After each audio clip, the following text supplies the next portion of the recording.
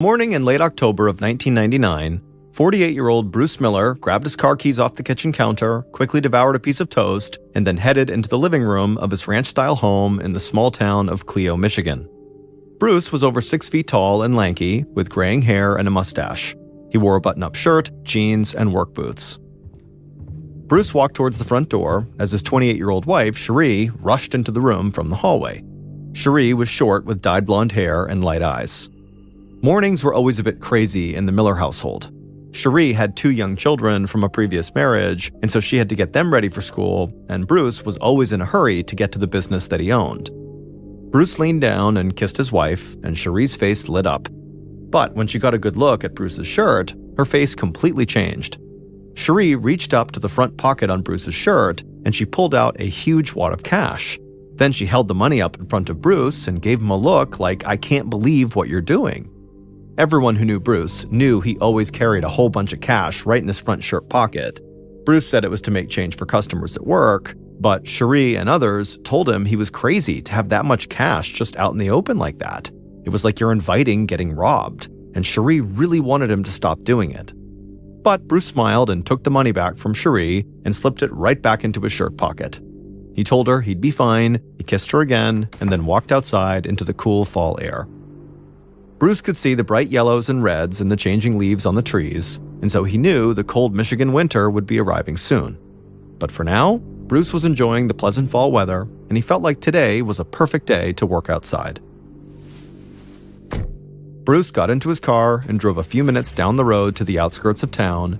There, he turned off the main road onto a dirt road and drove for a couple more minutes until he finally arrived at the B&D salvage yard. Bruce drove through an open gate into the yard and parked his car in front of the small, one-story white building that served as the salvage yard's office. Bruce hopped out of his car and surveyed the yard. Abandoned vehicles and stray auto parts stretched out in heaps and rows for acres. Bruce smiled. He never felt more at home than when he was right there. Bruce loved everything about cars. He loved watching NASCAR races, he loved driving, but most of all, he loved working on cars that other people thought were beyond repair. And so Bruce had always felt like having a salvage yard would be like having a personal playground. And so that was actually why, years earlier, he and a business partner had gone ahead and bought this salvage yard.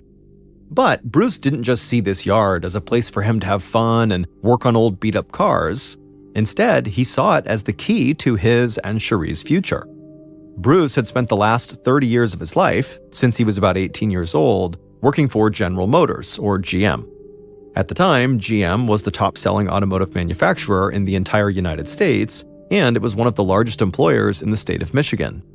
In the 3 decades that Bruce had worked there, he'd held a range of different positions, and he had done really well.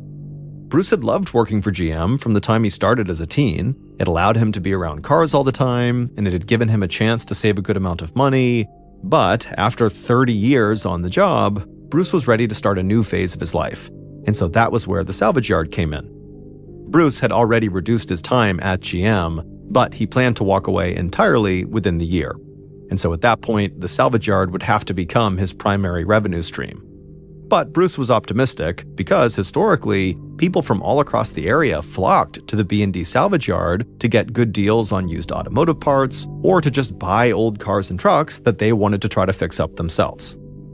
Standing outside his office, Bruce gazed out over the piles of metal that looked like they went on forever. He knew a lot of people saw this yard as nothing more than a dump, a place that was filled with junk that had no use. But Bruce saw potential in that junk. He knew that with hard work and a little care, almost any car part could be made as good as new. And in some ways, Bruce felt like he owed his entire life to the discarded car parts on that lot. Because when he had bought the salvage yard, it ended up giving him way more than just a potential retirement plan. Years earlier, when he'd just become the new owner of the yard, Bruce had gone to the office to meet his employees, and the young, blonde bombshell who took care of the financial books for the salvage yard almost stopped him in his tracks. Her name was Cherie, and Bruce could just not stop staring at her. So, not long after that day in the office, he had asked Cherie out. And as he had gotten to know Cherie more, he had fallen in love with every aspect of her, not just her looks. Cherie was kind and caring in a way that Bruce just wasn't used to. He had actually been married 3 times before, and he always felt like his ex-wives had been purposely cruel to him. But Cherie was different. She spent her time when she wasn't working just trying to help people. She took care of her 2 young kids, she had worked for years at a local retirement community, and she did everything she could to advocate for victims of child abuse. Cherie had witnessed child abuse at different periods of her life, and she felt compelled to stand up for kids who could not stand up for themselves. And it was her dream to someday make or raise enough money to start a nonprofit organization that was dedicated to helping victims of child abuse across the country. When Bruce and Cherie had really begun dating, it became clear pretty quickly that they both wanted to spend the rest of their lives together. So, earlier that year, in 1999, they had gotten married. And Bruce had begun to see the salvage yard as an opportunity for Cherie to realize her dream of starting her own nonprofit. So, not long after the wedding, Bruce and Cherie had bought out Bruce's business partner and taken over full ownership of the salvage yard themselves. They hoped the money they would make from the yard would allow Bruce to fully walk away from GM and enable Cherie to become a full-time advocate. Bruce took in one more breath of fresh air and then walked inside the office. Inside, it looked like the place had not been updated or even really cleaned in years. There were stained walls and boxes and supplies and files sticking out all over the place, and there were all these beat-up metal tables with ashtrays on them that were overflowing with cigarette butts. But it still felt like Bruce's happy place. Bruce said hello to the woman who now handled the financial books for him, but he could tell she was upset about something. Bruce asked her what was wrong, and she said when she was going over recent sales, she was sure that some auto parts, including some tires, had disappeared without being paid for. Bruce shook his head. Despite keeping the yard gated and locked when nobody was there, theft was often just part of this business. But Bruce was angry, because he was sure he knew who had taken off with the parts in question. So Bruce walked to the cluttered front counter, sat down in a swivel chair, picked up the phone, and called a man named John Hutchinson. John had been an employee at the salvage yard when Bruce first took over, and almost right from the start, the 2 men had clashed. At first, Bruce didn't understand what John's problem was. After all, Bruce was a pretty laid-back guy who did his best to get along with everyone. But eventually, Cherie had told Bruce that she knew why John didn't like him. Cherie and John had once dated. And even though Cherie had broken things off, she believed John still had a thing for her, and so he was jealous when she and Bruce had started dating.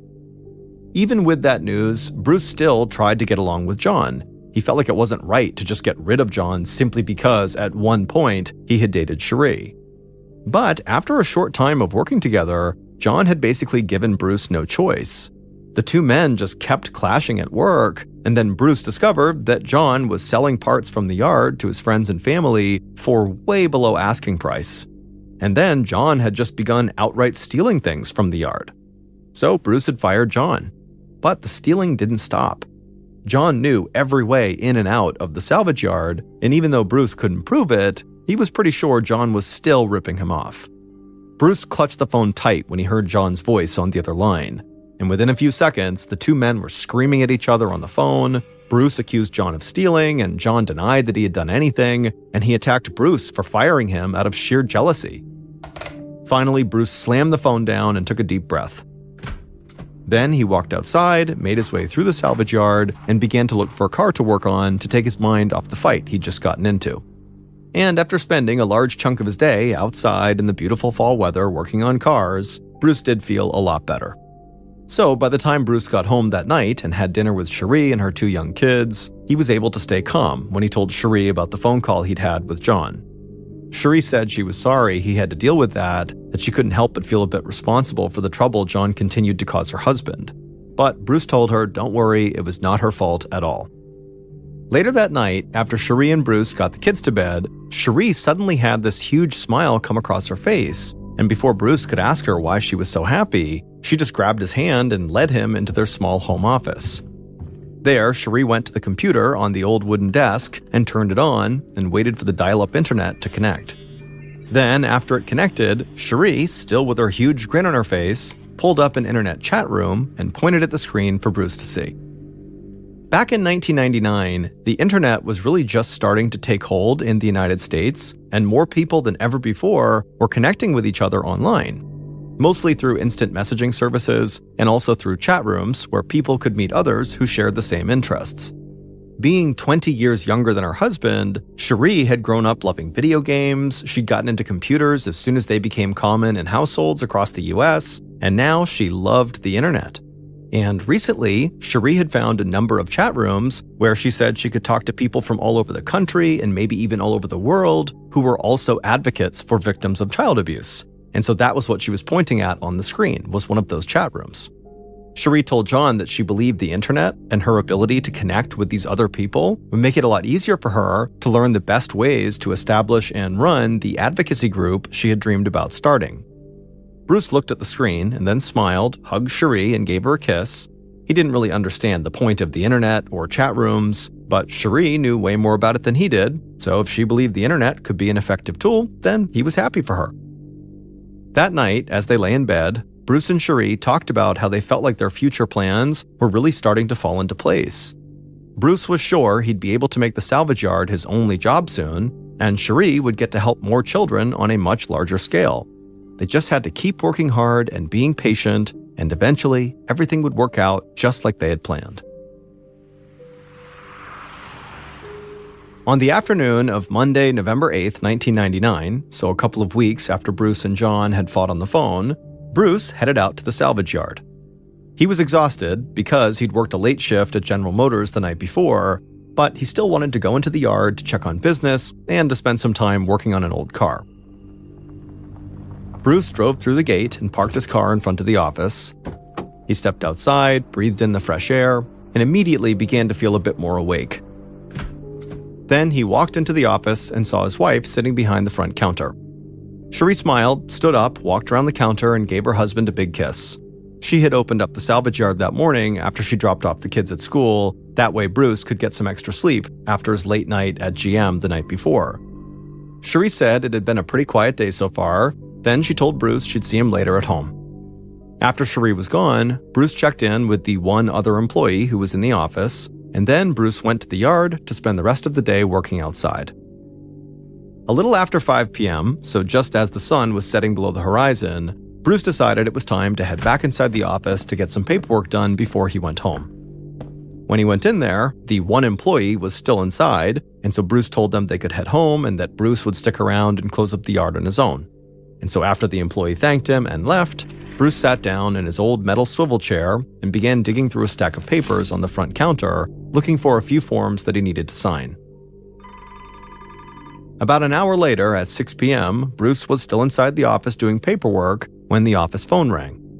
Bruce answered, and he heard his wife's voice on the other line. She told him that the kids really wanted pizza from their favorite restaurant for dinner that night, and so she would call the order in if he could just pick it up on the way home.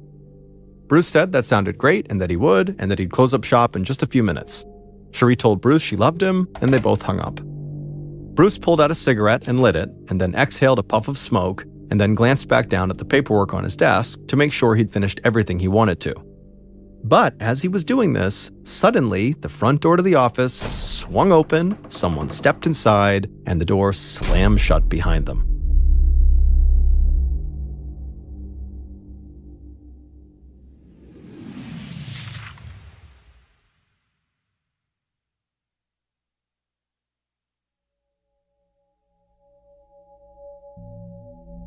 A little after 8 p.m., so 2 hours after Cherie had talked to Bruce on the phone about pizza, she paced around her living room.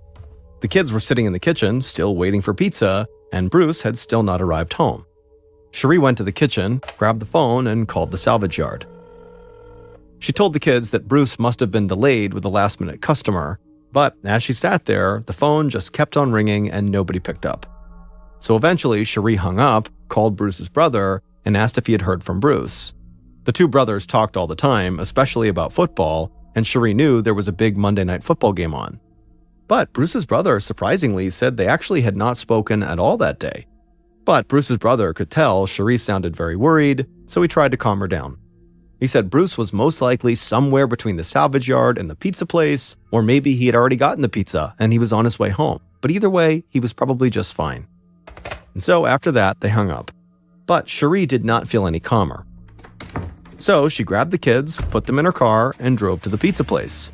But she didn't pass Bruce on the way, and when she got to the restaurant, they told her that Bruce had never come in to pick up the order. Cherie grabbed the pizza and then raced back home with the kids and immediately called her brother-in-law again.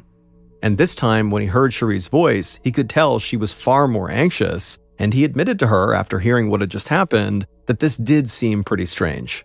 So he told Cherie that he and his wife would go right now over to the salvage yard to just check on things. A few minutes after that phone call, Bruce's brother and his wife drove through the open gate at the salvage yard, and right away they spotted Bruce's car still parked out in front of the office.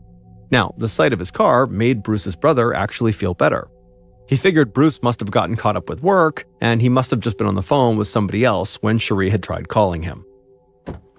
Bruce's brother and his wife stepped out of their car and walked up to the office door, and right away they froze. Because when they looked down, they could see the front door to the office was actually cracked open a bit, and they knew Bruce never left this door open when he was working alone at night because of all the theft. And so this was a big red flag. Bruce's brother and his wife began calling out Bruce's name through this gap in the door, but nobody answered from inside.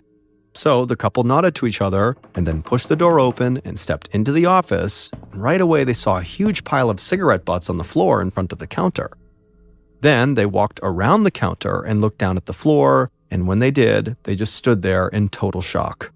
Bruce was sprawled out on the floor in a thick pool of blood. Bruce's brother instinctively dropped down to try to revive Bruce, but he already knew Bruce was dead. Bruce's sister-in-law's hands started shaking uncontrollably, but she still managed to grab the phone on the front counter and dial 911.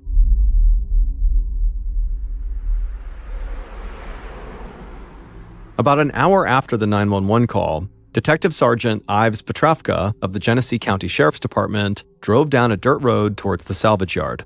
And as Petrovka got closer, he began to look around and think to himself that the salvage yard at night seemed kind of menacing.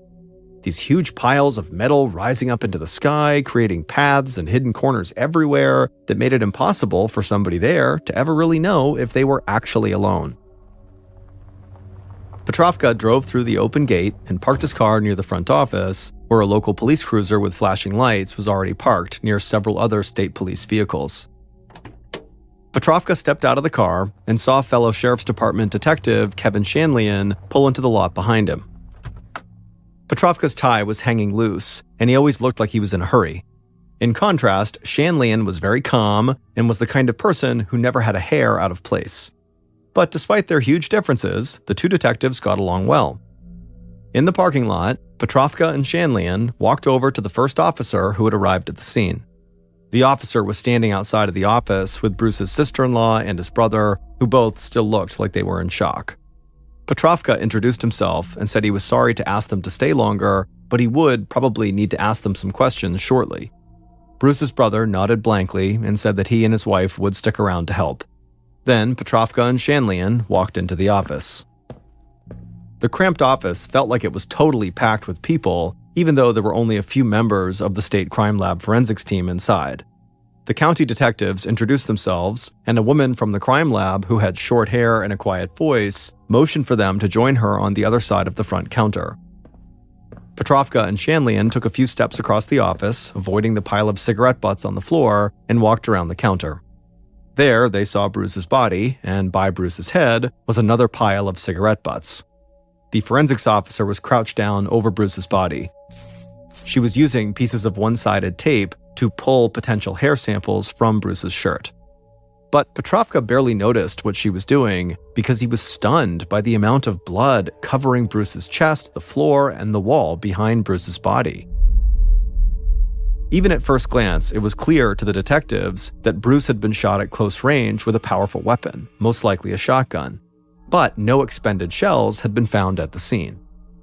The forensics officers cataloged and stored hair samples from Bruce's shirt, and then the woman with the quiet voice motioned for the detectives to follow her back to the front door. They walked around the counter, and then the woman told them to take a look at the office from where they were standing. And then when they began doing this, she asked them if anything jumped out at them. The one thing that really jumped out at Detective Petrovka was what a mess the place was. There were papers overflowing from boxes, there were ashtrays that looked like they hadn't been emptied in weeks scattered all across these small tables, and grease and oil stains all over the floor. The forensics officer said Petrovka was exactly right. The place was a complete mess, which is why she was surprised that they hadn't found any fingerprints or physical evidence on the front door where the killer would have had to enter and exit. And she said what was even stranger was that they had not found any footprints in the grease and oil stains on the floor. Normally, those types of stains were very effective at capturing prints. And so Petrovka and Shanlian assumed, based on this information, that whoever had killed Bruce must have taken time to really wipe the place down afterwards. The forensics officer said that would explain the door being totally clear of prints, but she didn't find any evidence that the floor had been cleaned. Instead, she thought whoever had killed Bruce had known where the grease stains were on the floor, and so they had just avoided stepping in them. Petrovka glanced over at Shanlian with a very knowing look on his face. They both knew if that theory checked out, that somebody knew where these stains were, then that meant they were very likely looking for someone who knew Bruce and who was familiar with this office. So the detectives stepped outside to talk to the people who had found Bruce's body, his brother and his sister-in-law.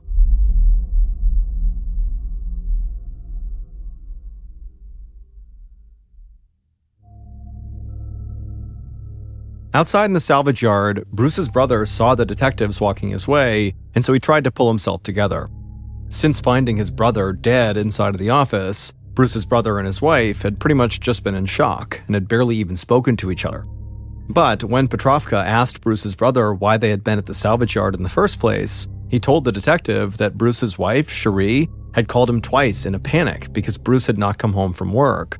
So he and his wife said they would go check out the salvage yard to see what was going on, and that's when they found Bruce's body. As he spoke, Bruce's brother choked back tears. He told the detectives that he'd already called his mother to tell her that Bruce was dead, but that he couldn't bring himself to say what had happened to him. So he just told her that they thought Bruce might have had a heart attack. After speaking with Bruce's brother and sister-in-law for several minutes, Petrovka and Shanlian felt like these two witnesses were telling the truth. It was way too early to actually rule anyone or anything out, but the detectives felt like they'd learned everything they could from Bruce's brother and his wife for the time being. And so now the detectives wanted to talk to Bruce's wife, Cherie, to see if she had any information that could help. The detectives thanked Bruce's brother and his wife for coming and talking to them, and then the detectives got into their cars and headed towards town. It was well after midnight on November 9th, so several hours after Bruce's body had been discovered, when Petrovka and Shanlian stepped inside of Bruce and Cherie's house. The detectives stood in the living room, and Cherie sat on the couch. Her face was pale, almost gray, and she looked totally lost. Cherie had heard about what happened to Bruce from her mother-in-law, and then also a uniformed police officer had come by her house to confirm the news. But neither of them had told Cherie what actually happened. All they told her was that her husband was dead. However, now, the two detectives told Cherie what they actually found at the crime scene. And Cherie would tell them that she had been terribly worried about her husband when he didn't come home, but she never imagined anything as horrible as what they had just told her. Petrovka leaned down in front of Cherie and told her how sorry he was for her loss, and he was sorry that she had not been informed properly about what happened. Then suddenly, Cherie looked right at Petrovka, and she seemed way more alert than she had since the detectives got there.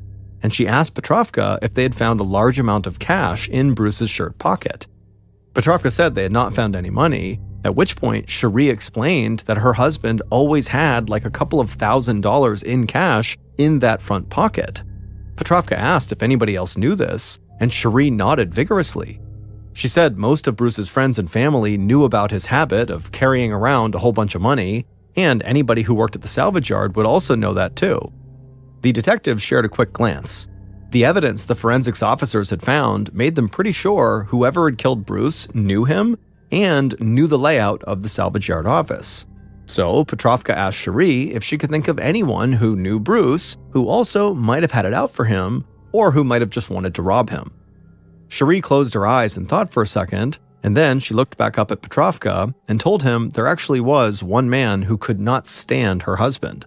He was a former employee at the salvage yard who actually she had once dated, and she said his name was John Hutchinson, and he had a history of stealing from her husband.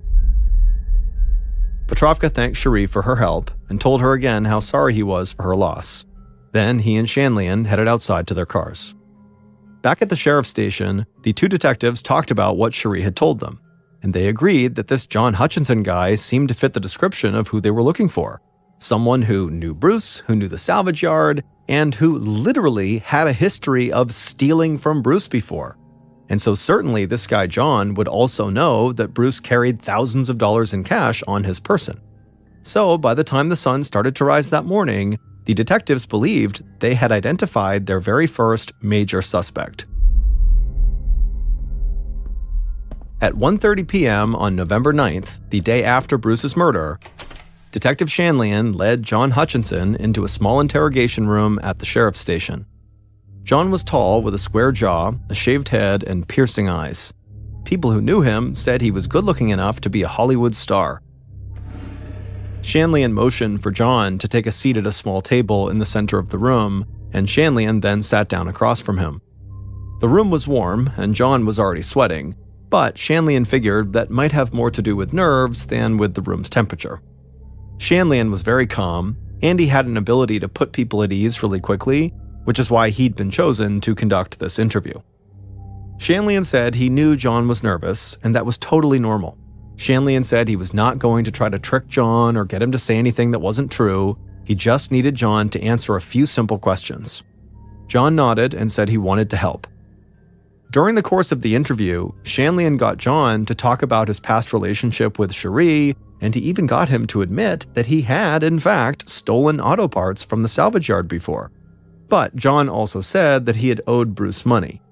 When Shanlian heard that, he barely reacted, but inside, he thought that information made John an even more likely suspect. Then, Shanlian asked John if he owned any weapons. John said he was a hunter, so yes, he had several rifles and a shotgun. Now, at this point, Shanlian knew Bruce had been killed with a shotgun, so he leaned forward and started to press John a little bit harder. He asked a series of rapid-fire questions, keeping the focus on John's past with Cherie and his strained relationship with Bruce. But John kept insisting that, whatever issues he'd had with Bruce, none of them would have led John to kill Bruce. He even said that Bruce had always been pretty cool to him, and that he himself was probably to blame for the tension between them. Then, without prompting from Shanlian, John stood up and said, "Hey, can I take a lie detector test?" He'd seen on TV and movies that a lie detector test could prove he was innocent. Shanlian said he would have to make a quick call first, but he was pretty sure they could schedule a polygraph test for John that day. So John sat back down and said the test would make it clear he really did have nothing to do with Bruce's murder. At this point, Shanlian nodded, got up, and walked out of the room.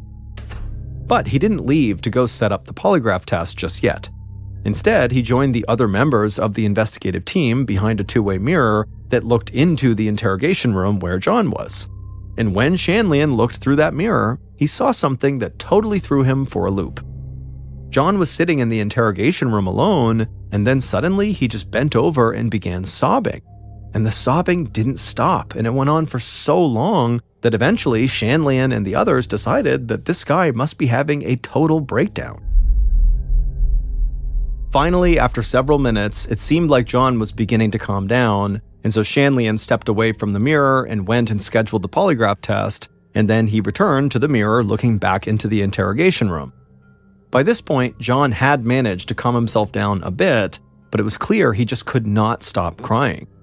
Shanlian and the others had no idea if this guy was just totally racked with guilt over something he had done, or if maybe just the pressure of being in this interrogation room had caused him to kind of snap. A little later that day, John would sit down for his polygraph test, but he would keep changing his answer to every question, and then by the end of the test, it was clear John had just failed. And so Detectives Shanlian and Petrovka became even more convinced that they had found Bruce's killer. On November 13th, 1999, 5 days after Bruce's murder, members of the investigative team stood amongst Bruce's friends and family in a cemetery for Bruce's funeral. Bruce's casket was driven through the cemetery on the back of a flatbed truck, and inside the closed casket, Bruce was dressed in a black Dale Earnhardt jacket. Dale Earnhardt had always been Bruce's favorite NASCAR driver. Everyone there thought the entire funeral was the perfect send-off for a man who had loved cars as much as Bruce.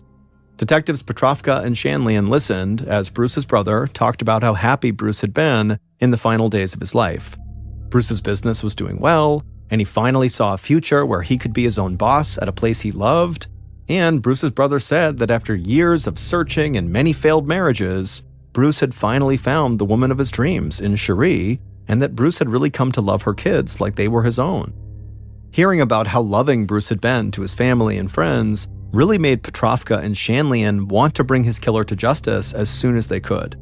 They knew nothing would ever bring Bruce back, but his family deserved some kind of closure. And with their main suspect, John Hutchinson, right in their sights, the detectives thought they were very close to actually solving this case. But in the following weeks, Petrovka and Shanlian could not find any evidence that directly linked John to the scene of the murder. Now, they didn't think this proved that John was innocent, really kind of the opposite. They thought this just showed that John really did know how to cover his tracks at the salvage yard. They even brought John in for a second polygraph test, and he failed it again. Still, investigators and the district attorney didn't think they had nearly enough evidence to actually convict John if this case went to court. So, as 1999 came to an end, Bruce's murder remained unsolved. At that time, Detective Petrovka had been training in the relatively new field of computer forensics, an investigative practice that looks at data and evidence from computer devices potentially used in crimes. And Petrovka had proven to be quite good at computer forensics, and he had set his sights on working for state authorities in this new field. But he made it clear to Shanlian and the rest of the investigative team that he was still fully committed to Bruce's case. He wanted to bring Bruce's killer to justice. But as January 2000 passed by with still no more new evidence linking John Hutchinson to the murder, both Petrovka and Shanlian began to worry that maybe they had set their sights on the wrong person. On February 17, 2000, so over 3 months after Bruce's murder, Petrovka was sitting at his desk when he got a call from a police officer in nearby Flint, Michigan. As Petrovka listened to the officer on the other line, he couldn't help but feel really confused. The Flint officer said he'd received a call from an attorney who worked in a small town in Missouri. That attorney had spoken to local law enforcement in that Missouri town, and they had told him that they'd stumbled onto a case that they believed was somehow linked to Bruce Miller's murder in Michigan. And so after this officer explained everything they could to Petrovka, Petrovka hung up the phone feeling pretty excited, but also still feeling pretty confused. How could anything in this random small Missouri town be connected to this Michigan murder case he had been working on for months? But nonetheless, Petrovka pushed forward and contacted the local police department in that Missouri town, as well as the county sheriff's department that had jurisdiction in that area. Then, after talking to both of those departments, Petrovka rushed over to Shanlian's desk and told him they might have a huge break in the Bruce Miller case. Petrovka said he was going to book a flight to Missouri, and he would know more when he got back. The following day, Petrovka was in Missouri, meeting with detectives and sitting in on interviews regarding a suicide that had happened in this small town. And this suicide was the case that police believed was linked to Bruce's murder. And sure enough, by the time Petrovka returned to Michigan a couple of days later, he was absolutely positive he knew who had killed Bruce and how they'd done it.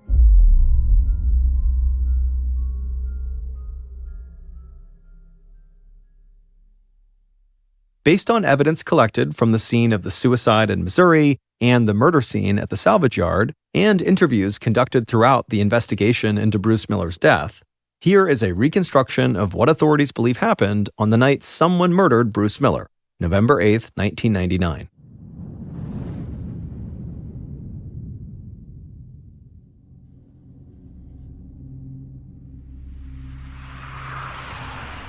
On that day, at around 2 p.m., the killer pulled into a rest stop in Flint, Michigan. The killer stepped out of their car and stretched their legs. They had been driving non-stop for over 10 hours. After stretching, the killer walked across the parking lot to the rest stop payphone. They put a coin in, dialed a number, let it ring once, and then hung up. The killer then stepped away from the phone, walked over to a picnic table, sat down, and waited. The air was cool, and the killer felt relaxed for the first time since they'd started driving earlier that morning. A few minutes later, the killer saw a car pull into the same rest stop parking lot they were in, and they watched as a person got out of that car and walked right towards them. The killer stood, and the person who had just arrived handed them a cell phone. Then the person headed back to their car, and the killer slipped that cell phone into their jeans pocket and then sat back down at the table. After sitting at the rest stop for hours, that cell phone in the killer's pocket began to ring. Killer calmly pulled it out and answered the call. They spoke to the person on the other line, and then afterwards the killer walked to their car. At about 6:45 p.m., almost 5 hours after arriving at that rest stop, the killer cut their headlights off as they drove down the dirt road leading to the salvage yard. They pulled through the open gate and parked their car several yards away from the office. The killer stepped out of the car, walked around to the back, and opened up the trunk. They reached inside and pulled out a shotgun. The killer closed the trunk, and then they marched right up to the front door of the office. They threw it open and slammed it shut behind them. Bruce, who was inside the office, looked up from behind the counter right as the killer raised that shotgun and fired. A deafening bang echoed off the walls inside the office, and the shell from the shotgun struck Bruce right in the throat.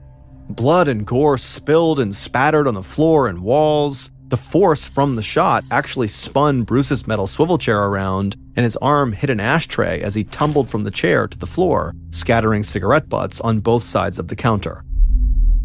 The killer took a breath and lowered the shotgun.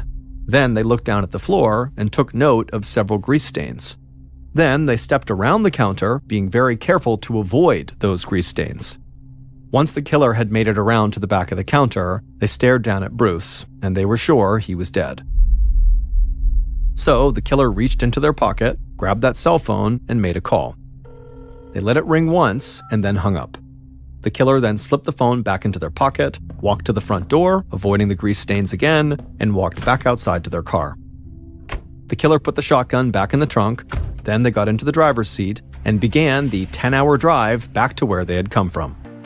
Like a spark in the dark, just a flash of a smile, common ground, we walk a while, shared a look, shared a laugh, didn't think it wouldn't last, like it's easy, comes and goes, in a moment, no one knows, tiny things caught my eye, smiling face. And as the killer's car headed down the highway into the darkness, the person who had delivered the cell phone to the killer at that rest stop walked into their kitchen. And they told their 2 kids that Bruce, their stepfather, would be home soon with their pizza. Bruce's wife, Cherie, had orchestrated Bruce's murder. It would turn out that Cherie had not been using those online chat rooms to find other people who were advocates for victims of abuse. Instead, she had been visiting chat rooms to play out her sexual fantasies with men from all across the country. And whenever she found a man she liked, she would send them explicit photos of herself online, and she would also literally mail them explicit videotapes of herself because in 1999, most people were not sharing videos online yet. And one man in particular who had met Cherie in one of these chat rooms and who had received photos and videos from her had fallen totally in love with her. He was 39 years old from Missouri, and his name was Jerry Cassidy. After talking for a few weeks via chat rooms and an online direct messaging service, Cherie and Jerry had carried out their digital affair in real life. Cherie had flown to a couple of different cities to meet and have sex with Jerry. And when Cherie was with Jerry, she concocted this far-fetched fantasy life for herself in which her husband, Bruce, was actually this powerful member of an organized crime family who regularly beat her and threatened to kill her. Then, a couple of months before Bruce's murder, Cherie sent a message to Jerry to tell him she was pregnant with Jerry's baby. She even sent him a picture online showing a positive pregnancy test and an ultrasound. But not long after sending those along, Cherie would again message Jerry to tell him that Bruce had beaten her so badly that she had lost their baby. She had used makeup to create bruises all over her body and then sent photos of those bruises to Jerry.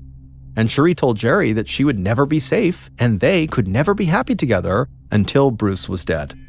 And after seeing these horrible photos of Cherie with all these bruises on her and believing that he and Sherry had just lost their child, Jerry agreed to go kill Bruce. So, via online direct messages, Cherie planned the entire murder with Jerry. She chose the rest stop where they would meet. She bought the cell phone he would use to let her know the job was done. And she was the one to tell Jerry to make sure he didn't step in any of those grease stains on the salvage yard office floor. And so Jerry would carry out the murder, and then afterward, he waited patiently for Cherie to come join him in Missouri. But in the weeks and months following the murder, Cherie started ignoring Jerry, and she eventually told him that she actually didn't want to be with him anymore. Feeling alone, betrayed, and totally riddled with guilt, Jerry took his own life. And so when local police arrived at Jerry's apartment in Missouri after receiving a call from one of his family members, they would find a Bible next to Jerry's body. The Bible was open to a verse in the Gospel of Matthew that read, quote, "Do not murder, and anyone who murders will be subject to judgment," end quote. Then police also found a videotape in Jerry's trash can, and when they played the tape, they saw a scantily clad Cherie making explicit sexual comments directly to Jerry. That's when Missouri authorities learned about the murder of Cherie's husband in Michigan, at which point they contacted that Flint police officer, who then called Detective Petrovka. After returning from Missouri, Petrovka confiscated Cherie's computer, and using his skills in computer forensics, he was able to uncover the entire murder plot that she had carried out with Jerry online. Cherie was ultimately convicted of conspiracy to commit first-degree murder, and she was sentenced to life in prison with the possibility of parole in 2055. From prison, Cherie would admit her guilt. She said Bruce had been a good man and had never done anything wrong. She said she had just convinced herself that her online life was like a video game and that killing Bruce had become like beating the final level. Some in the media would come to call this case the first murder in the United States that was planned on the internet. This case would alert authorities to the alarming speed at which conspirators could communicate and plan simply by using direct message services and online chat rooms. And so as a result, U.S. law enforcement agencies would greatly increase their investment in the growing field of computer forensics.